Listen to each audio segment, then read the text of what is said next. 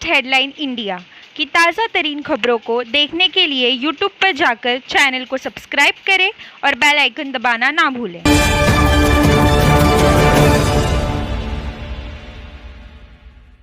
देखिए, पहली बात तो जिस दिन इंक्रोचमेंट का काम वहाँ पर चालू था और कुछ लोग वहाँ पर दुकान कुछ बना रहे थे, जैसे ही ओमी कलानी जी को पता चला तो वैसे ही हमने पुलिस डिपार्टमेंट और संबंधित जो अधिकारी है उनको हमने भेजकर वहाँ पर जो काम चालू था उसको रोकने का काम किया।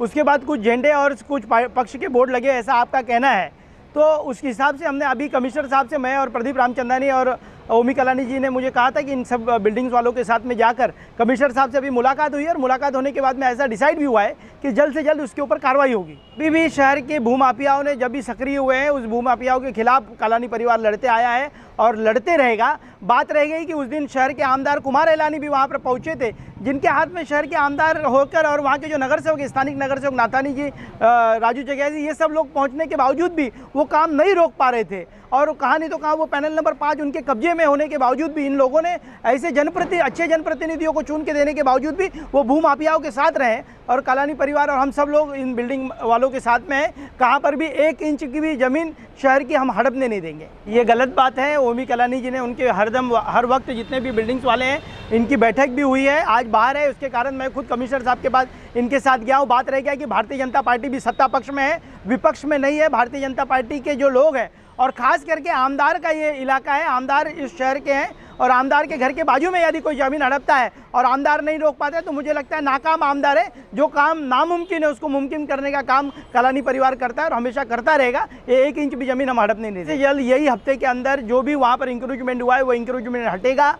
वहाँ पर किसी भी तौर पर एक भी ईंट रखने नहीं देंगे और यदि किसी भी प्रकार का ऐसे किसी ने भूमाफियाओं ने कब्जा करने का प्रयत्न किया तो उनके ऊपर MITP के तहत हम कार्रवाई करने की मांग करेंगे। इस बात का अपने आप में प्रमाण समझ लीजिए कि जो लोग भूमाफिया थे, जो वह जमीन हड़प करना चाह रहे थे, किसी वजह से भारतीय जनता पार्टी के सतर्कता के वजह से वह जमीन हड़प नहीं कर पाए और फिर उसके बाद उन्होंने झंडे लगाए, तो इसका बात का प्रमाण मिल रहा है कि इसके पीछे कौन भूमाफिया है। ये आप इस बात को ऐसे नहीं कहिए, ऐसे कहिए कि हमारे भारतीय जनता पार्टी के नगर सेवक राजू जगियासी, मनोज साधनानी, प्रकाश नाथानी, ये सभी साइट पर गए थे।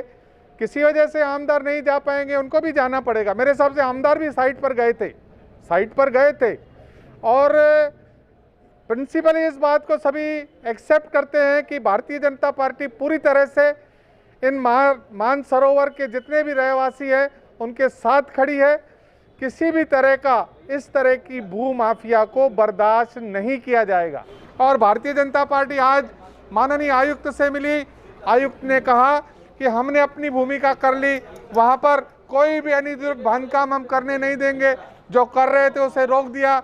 अब रही बात कि आप कह रहे हो कि किसी पार्टी के वहाँ पर झंडे लग गए हैं या बैनर लग गए हैं, बोर्ड लग गए हैं, वह काम पुलिस चौकी का है और पुलिस यह काम करेगी। और पुलिस ऐसा आयुक्त ने कहा और आयुक्त से हमने कहा कि ठीक है, हम पुलिस में जाएंगे और पुलिस में इस बात की ज़रूर शिकायत कराएंगे, ट्रेसपासिंग की शिकायत कराएंगे और कहेंगे कि भाई हमारे मानसरोवर के जितने भी रहवासी हैं उनको इंसाफ मिले।